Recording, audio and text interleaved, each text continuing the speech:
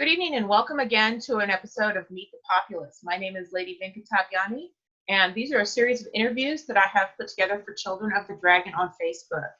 Meet the Populace is my efforts to showcase the fantastic people we have in the mid-realm, whether they be new members or old members, royalty or unknowns. This is for everyone to help bring us a little bit closer together in a way where we can meet without having to meet, especially right now during this time. Tonight, I'd like to welcome Mistress Enid to our show. Mistress Enid, welcome and thank you for joining us. Thank you for having me. I'm Mistress Enid Dolier, OL, which means I'm a laurel, and a member of the peerage. Oh, thank you for joining us. Where in the known world do you play? 12th century French. Oh, okay. I really like the court of the Eleanor of Aquitaine and Henry II. Okay, that's where your persona is located. Right. That's a fantastic time period. I actually done some research in that myself, although I didn't actually choose that. So, but geographically, in our mid-realm area, where are you located? I live in Kalamazoo, Michigan, in the barony of Andel-Crag in the canton of Three Hills. Another barony of Andel-Crag. I think I'm a little bit biased here. I get a lot of those. Well, welcome. It's a good barony. I think so too, but like I said, I'm a little biased. From what I understand, talking with you, we've met before, we've met previously, and I'm sure a lot of other people can attest to this too. You've been with the SCA for an extremely long time. You've been with us for, gosh, I first joined in 1976. Wow. I was made a laurel. I know. I was made a laurel in 1983. Wow. So you have been with us for a while. So a long time. 76. So how did you learn about the SCA? What got you involved? I had a friend from high school, and I was going to college at the time, and I had just gotten married, if I remember right. And I went over to my friend's house. They were having a party, and my friend, who his SCA name was Yonatan Moshe Bereb Abram Yitzhak, John Leader, told me about this SCA that he'd gotten into. And at the time, I was a English literature major. And I loved that time period. So I went, well, like, when's the next thing? Can I go? And he goes, yeah, we're having one in a couple weeks. So it was, I believe it was Doggin's coronation at K College, which was 1976.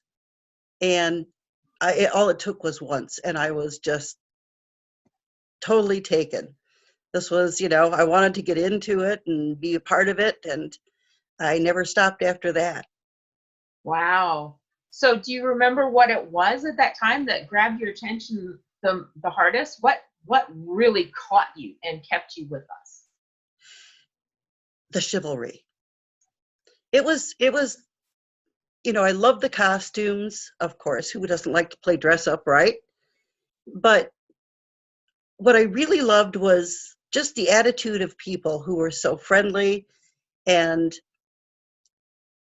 so genteel, and the chivalry that came out. I mean, it just, this was part, these were people I wanted to be a part of. Wow. It's just amazing to think about all of the history that you have seen. And even, you were talking about that first event you were at. What is something in particular you remember about that first event? I remember the first event, remember, this was a long time ago. And so our feasts were a little iffy at the time. And the feast was at one of these, like smorgasbord places. Okay. in downtown Kalamazoo, and everybody is marching in their finery, and I loved it. I'd have to admit, I don't think I've ever seen a feast at a buffet house. It was great. Okay. So you've been around long enough that you've probably seen like the very early days of Crag. Oh And yes. I believe you mentioned a story about how they came up with the name Crag. Would you like to share that with us? Yeah, I will. Remember, we were an interesting crew back in the old days. And our first Baron, Algeric, actually sold comic books. He was very into comic books. And so were some of the other people. Excuse me, just a sec. Anyway, when we broke off from Northwoods to form our own barony, and there were some kind of bad feelings, but of course we were looking around for the name. And they came up with the name Crag, which was a castle in the comic strip Prince Valiant. And it was the last stronghold of the Andals, and it's totally fictional. Well, but when we made it official, that time came about, we'd had it for so long that we got grandfathered in, so we kept Crag. Well, you know what? I'm actually really glad that they did. I actually kind of like that name. I do too. You don't forget it. No, and it sounds current, even though it's fictional. It sounds medieval. There we go. It could be real. Who knows? Hey, you know what? Wasn't one of the earliest standards an attempt? So absolutely. And this was, Southwest Michigan was a pretty free wheeling area. We had a lot of, basically hippies that started it. So there was a lot of humor that went into, the first events and just the startup of the SCA around here. Wow. We just weren't as serious, but then again, we were all pretty young too. We were all in college. Yeah, I think it's been a while since some of us were young. So when you've been around for quite a while, so you've probably seen a lot of amazing things, a lot of changes, a lot of fun things. When you're sitting around with friends telling stories, what's one of your favorite stories to retell? Let me think about that for just a second. I think one of my favorite stories of the old times was one of the very, very first events that they put on. And it was in Elegant Forest. And my husband at the time, long ago divorced, and I went out there to, go to the event. And it was a pretty rustic, camp set up. And we were having, a pretty good time, but the weather was getting a little dicey. So we figured we probably should leave. A tornado came through. Oh my gosh. I mean, well, the whole camp, basically flattened.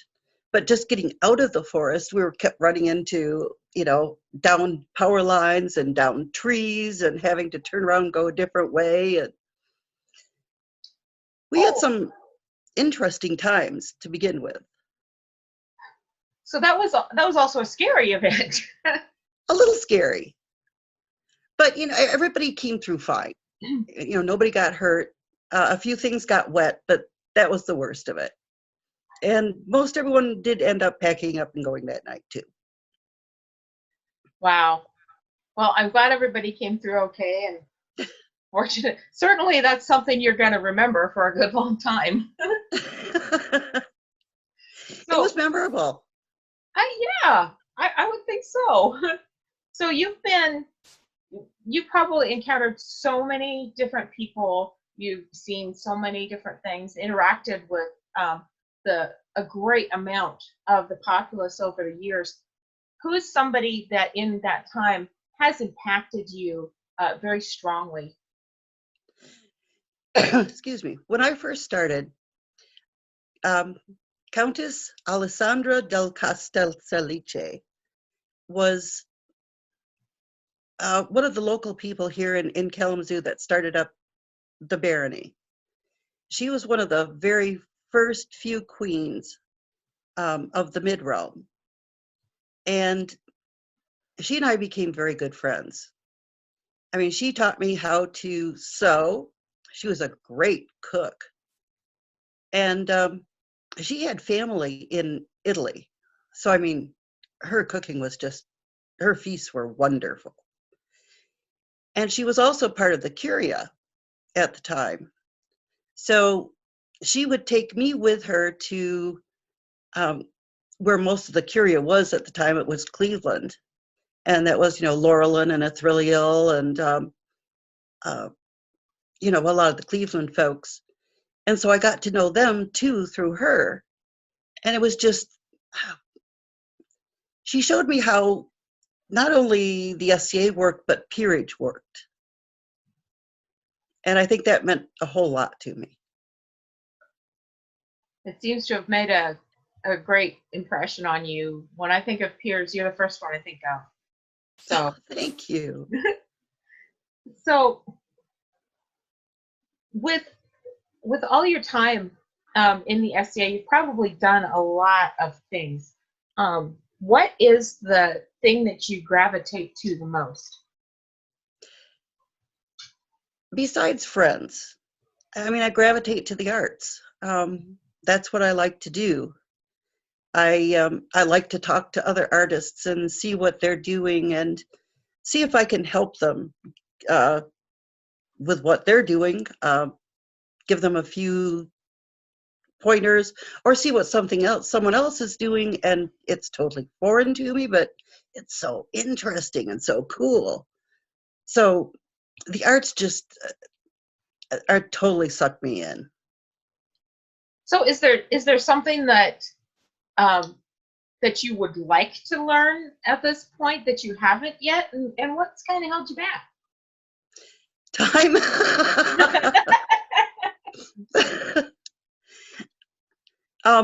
There are a lot of things that I would still like to learn. I would like to get better at drawing and painting. I would like to learn calligraphy. That's something that I never could quite master. But I have so many arts that I do right now that, of course, there's always that question of how much more time do you have to put into it? That's absolutely true. Like there, I think that's I think that's a common issue in the SCA is there's so much to do in so little time. Yes.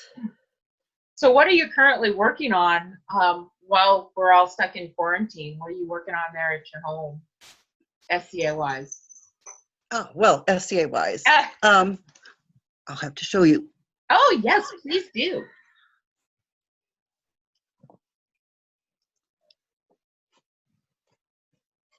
Okay, can you see it? Yes. That is your embroidery. What are you embroidering there? I'm embroidering, it's going to be a shirt panel for a coat to go over like a 12th century, simple dress. I thought it'd be really cool. I really kind of like it. Yeah, that is fantastic. That knotwork is fantastic. I love that. And it's going to be very subtle colors, and I have this beautiful heather silk to put it on. And I've been kind of waiting for this right thing, and I just have to get all the embroidery done. Well, I can't wait to see it when it's finished. I'll have a lot of time, it looks like. Yeah, about the time you're done, we'll be able to go outdoors again. Maybe. I better get embroidery. If we're counting on me, I'm going to get done fast. Okay. Well, so what's something that you just find yourself absolutely fascinated by, but you don't necessarily practice yourself, So you could watch for a while and that oh, that's just so cool, and keep watching it. Glass blowing. I love to see people work with glass. I mean, it's just fascinating to me. It's like making jewels. I mean, it's just the coolest thing ever. I love glass. And I did try it, but I'm a little weak on the breath part. Yeah, that takes some mighty big lungs. And yeah, mine aren't quite as good as they used to be. Well, but at least you did try. I And did. you know, it would be a pretty boring world if we were all good at everything. That's true. So, you've interacted with so many people and seen so much. But if there was someone in the entire SCA, whether it's somebody who's gone or somebody who's active across the world or somebody that you would not interact with normally, if there was one person that you could ask a question about or have a conversation with, who would that be and why? I'd like to sit down with, oh, now I can't even think of the name.